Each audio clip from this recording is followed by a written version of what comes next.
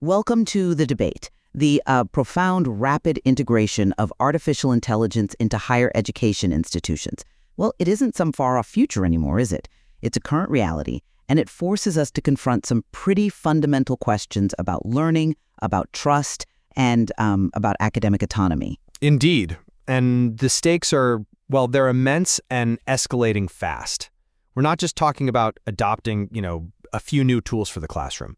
This is potentially engineering a really structural shift in how knowledge is accessed, how it's verified, maybe even how it's created within the academy itself. Exactly. So today we're digging into the core tension here. Does integrating these powerful, often corporate AI tools primarily serve to advance, let's say, pedagogical value and inclusivity, or does it fundamentally compromise academic autonomy and perhaps erode the quality of genuine intellectual inquiry? My position is one of critical adoption. I see AI as a necessary amplifier for teaching effectiveness and, frankly, crucial preparation for students heading into a world saturated with these systems. I approach it rather differently. While those benefits you mention are certainly tempting, I tend to emphasize the immediate and, I think, structural risks that come with commercial interests driving this. The danger, as I see it, is a kind of gradual yet profound erosion of university independence, and maybe even genuine intellectual development, especially when the goals of, say, data extraction and profit start to supersede the goals of public education. Okay, but look at the opportunity here. AI presents this unprecedented, really scalable chance to make higher education significantly more inclusive, adaptive, and arguably fairer. Just consider the practical reality for a moment. AI can provide highly tailored feedback at, 3 in the morning. It can adjust complex explanations to a student's specific learning pace. It offers instant, low-stakes guidance to students, maybe in remote locations who don't have immediate access to tutors or office hours. That's a level of instantaneous, personalized support that, let's be honest, no single human teacher can manage for a class of hundreds. It directly addresses long-standing issues of access, of inclusion, and crucially for us, for educators, it takes repetitive tasks like, say, first draft grading or administrative triage off our plates. This allows faculty to reclaim time. And we can then focus that energy on mentoring, on fostering creativity, on engaging in that deeper high-touch dialogue. So AI, used well, amplifies the best of human pedagogy.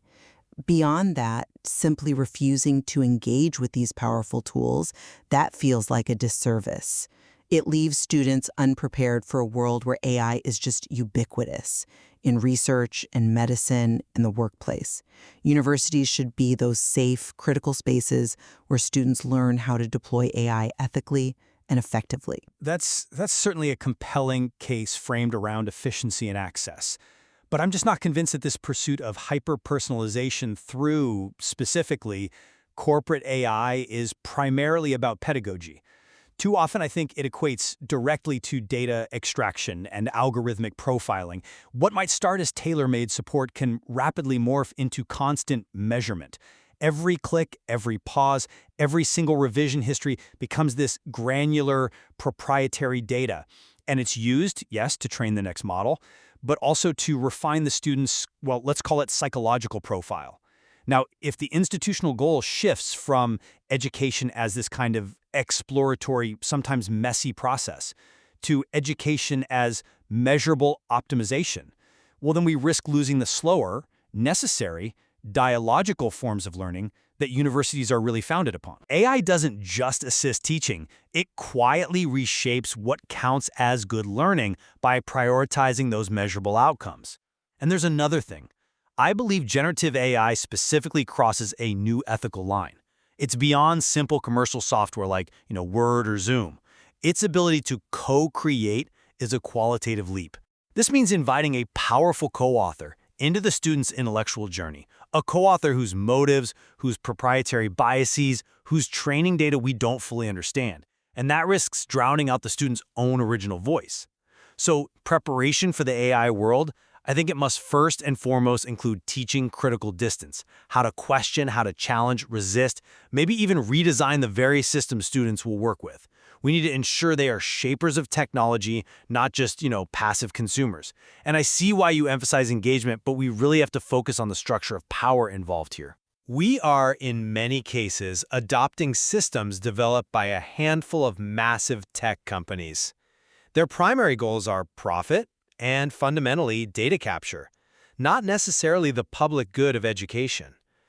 Adopting their proprietary tools on a large scale, well, it normalizes this perhaps irreversible shift of power away from public institutions, away from faculty governance. This erodes academic trust, academic independence, and we already see this concentration of power, don't we? These same firms often control our cloud storage, our digital authentication systems, our search infrastructure. So when we become dependent on their AI tools for core functions like personalized instruction or assessment, that dependency starts to dictate the pace of change, even the methodology of teaching, externally. It risks making us subservient to corporate roadmaps rather than our own pedagogical needs. Say 10,000 students truly have against a trillion-dollar company whose interests are global and diverse. That's an interesting point about leverage, though I might frame the reality slightly differently. Commercialization, whether it's through high-cost scientific publishers, specialized lab equipment, or just basic office software, it's already a deeply entrenched fact of academic life, isn't it? Refusal to engage now feels to me essentially like surrender. It allows others, outside the academy, to unilaterally set the terms for the future of knowledge work, and that leaves our students behind. Engagement, however, must be critical and proactive. I agree there. Universities need to act as architects, not merely as consumers.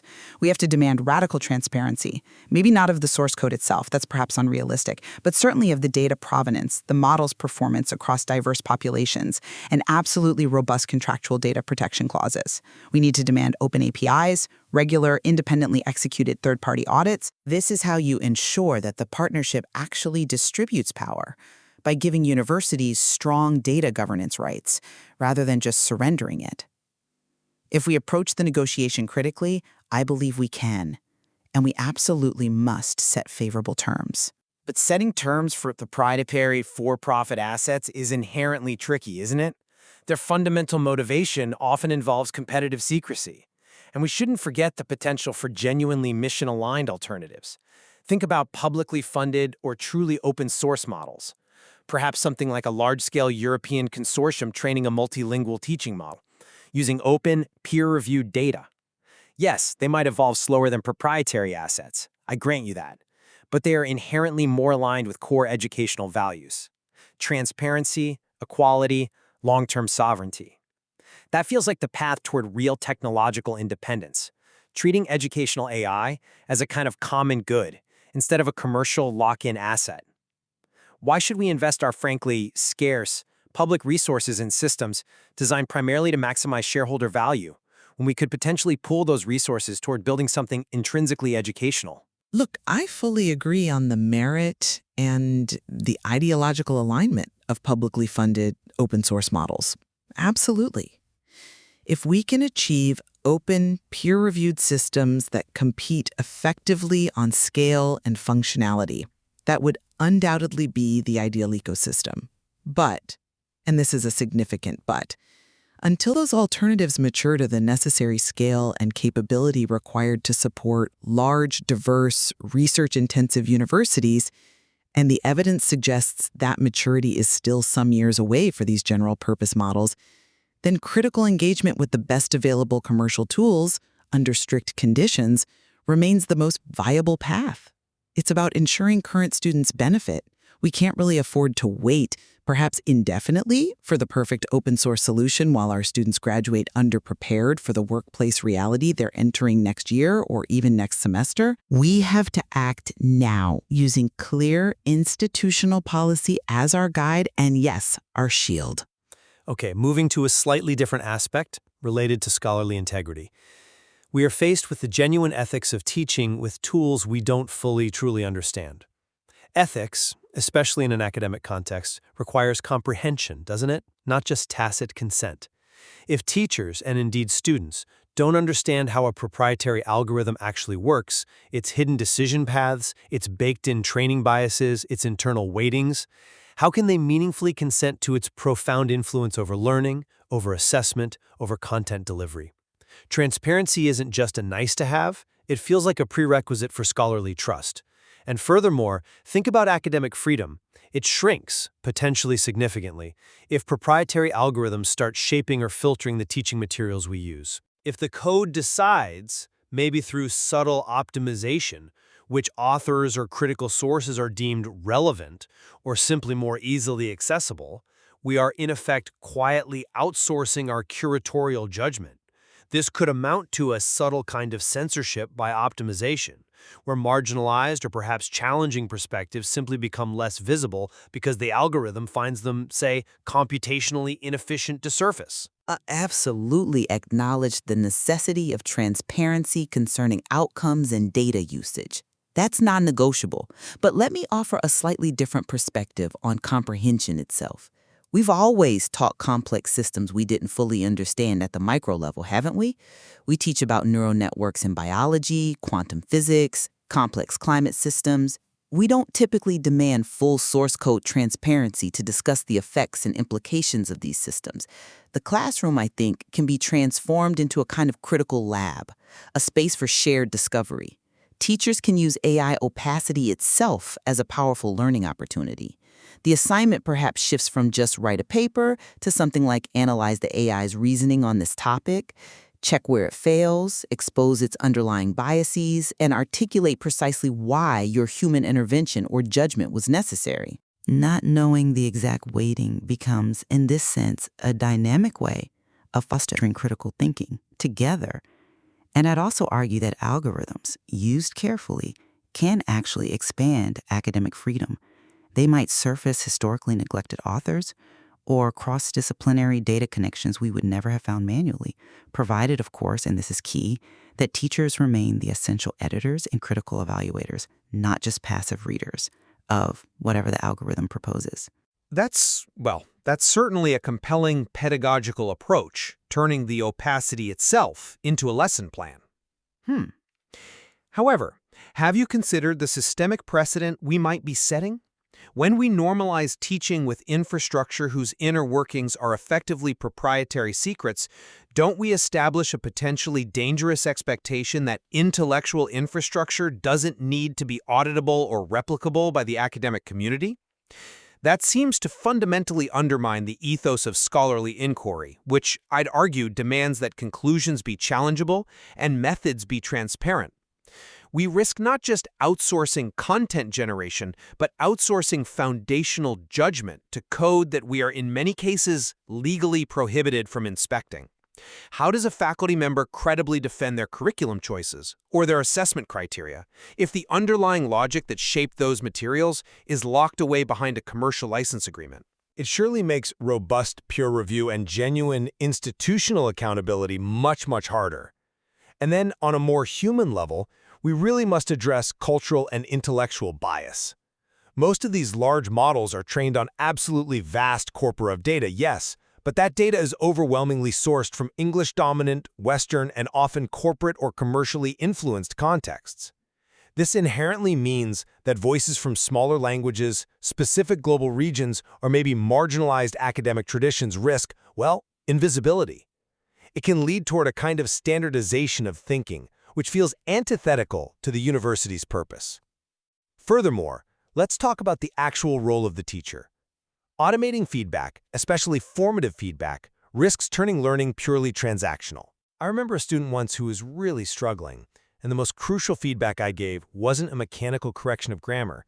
It was a short note of encouragement, recognizing the sheer ambition of their thesis idea, even though the execution was flawed. Feedback isn't just information transfer, it's relational. It's recognition. The student remembers that you, the expert, cared enough to engage critically with their effort.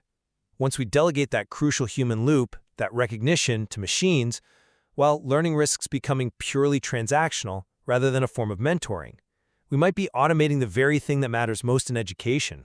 I appreciate that personal perspective deeply, and I agree. The relational aspect of teaching is absolutely non-negotiable. But I think we can address bias and relationality simultaneously, or at least attempt to. AI literacy training, for example, must explicitly include teaching students AI forensics. That means asking students to intentionally test AI outputs in their own languages, within their own cultural contexts, or perhaps against known marginalized viewpoints specifically to challenge the algorithmic inequality they encounter. The AI, in this way, becomes a powerful, if flawed, mirror reflecting global inequality that students must learn to critically navigate. And regarding the teaching role, I'd reiterate my earlier point. Smart automation allows teachers to potentially reclaim significant time for those meaningful, non-automatable interactions. The mentoring, the in-depth discussions, the thesis reviews, focusing on complex ethical problems. The idea is automating the mechanical or perhaps the repetitive to free up capacity for the uniquely human, high empathy elements of teaching. I'm sorry, but I just don't quite buy that full, clean separation between the mechanical and the meaningful tasks in feedback. I think the very process of giving feedback, even the seemingly mechanical parts, informs and builds the student-teacher relationship. Once that human connection, informative feedback is broken or delegated, I worry the learning does become inherently more transactional.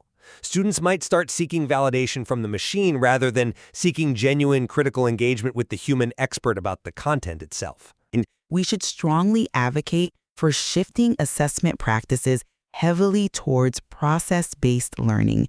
Students must be required, perhaps rigorously, to document how they used AI tools, why they accepted or rejected specific suggestions, and crucially, how their own ideas evolved in dialogue with the system. This kind of reflection turns the AI from potentially just a crutch into a powerful mirror for metacognition, for critical self-evaluation. The final assessment, then, shouldn't just focus on the polished final output itself, but significantly on the student's transparent accounting of their intellectual workflow, their decision-making process. This refocuses the grade back onto reasoning, judgment, and critical engagement. Okay, on that specific point, the shift in assessment focus, I think we find significant agreement. Assessment absolutely must move beyond just evaluating the polished output. It needs to move towards mandated transparency, rewarding the students' reasoning, their reflection, and their critical engagement with the entire AI workflow. Otherwise, you're right, we'll just end up grading prompt craft instead of intellect, and that truly is a race to the bottom. I would add, too, that reflection on when not to use AI is probably just as revealing and just as important as how to use it well. The future of credible academic assessment seems entirely predicated on verifiable, transparent documentation of the student's intellectual process. So my summary position remains that we need extreme caution and really significant unified institutional readiness before any widespread adoption of these tools, especially for core academic functions like grading or feedback. Ethical use is, I believe, intrinsically linked to legal responsibility. For instance, looking at the current drafts of the EU AI Act, it seems almost certain that automated grading or exam proctoring tools will fall into the high-risk category. And that classification brings with it requirements for strict documentation, stringent auditability, and clear human oversight for essentially every decision. We can't just ignore this rapidly evolving regulatory landscape. And crucially, the investment needs to be not just in expensive software licenses, but fundamentally in our people. We need to provide structured, ongoing professional development. Teachers need the time, the support, and the clear institutional policy clarity to build critical literacy and genuine agency before they are expected to deploy these powerful and sometimes opaque systems. The focus should be on building a culture of shared, critical awareness and robust policy, not just acquiring the latest technological features. And I would conclude that this wave of innovation, despite the risks we've discussed, should be viewed primarily as an immense opportunity, an opportunity to perhaps redefine what we truly value in higher education: sophisticated intellectual reasoning, nuanced ethical judgment, documented critical process. Preparation is absolutely paramount, I agree. and universities need to collectively build and constantly recalibrate a shared ethical compass to guide adoption effectively. This means practically funding internal research and development of policy, encouraging much more interdepartmental cooperation on these issues, and creating a genuine culture of learning among teachers themselves, where reflection on practice and continuous policy iteration become as normal, say, as departmental curriculum discussions. That's how we can try to ensure that innovation remains aligned with accountability and our core educational mission. It seems we have circled back somewhat to the necessity of combining clear, strong institutional policy frameworks with that nuanced day-to-day teacher judgment. Institutions have to set the necessary boundaries and provide the support, but the actual practice of ethics and ultimately the quality of learning, well, that still lives largely in the teacher's daily decision-making within that established framework. Exactly. Teaching effectively with AI isn't just about the technology itself, is it? It's really about urgently redefining what wisdom and intelligence, both human and machine, actually mean in this increasingly complex digital age. The debate clearly is ongoing and will continue to evolve rapidly, but the goal must be to use this powerful new technology to somehow widen our intellectual horizons, not inadvertently narrow our humanity.